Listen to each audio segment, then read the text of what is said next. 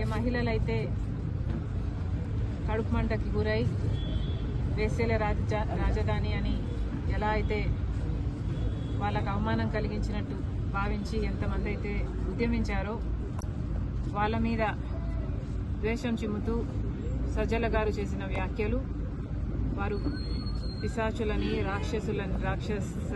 రాక్షసుల్లాగా ప్రవర్తిస్తున్నారని ఇంకా చాలా నీచంగా సంకర జాతి అని చాలా నీచంగా మాట్లాడడం జరిగింది.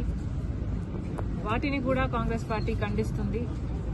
తప్పు చేసినప్పుడు క్షమించండి అని అడగడంలో నామోషీ లేదు.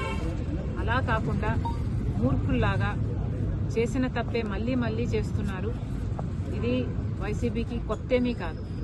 ఇదే సజ్జల గారు, ఇదే సజ్జల రామకృష్ణ రెడ్డి కొడుకు కూడా భార్గవ గారు కూడా నన్ను కూడా వదిలిపెట్టకుండా నా మీద కూడా ఒక సైన్యం సోషల్ మీడియా వేదికగా పనిచేశారు. రాజశేఖర రెడ్డి బిడ్డనని చూడలేదు, ఒక మహిళనని చూడలేదు, ఒక తల్లినని చూడలేదు. చాలా కించపరిచిన సందర్భాలు అనేకం. జగన్మోహన్ రెడ్డి గారు ఊతపదంలా చెప్తుంటారు, నా అక్క చెల్లెలు అని.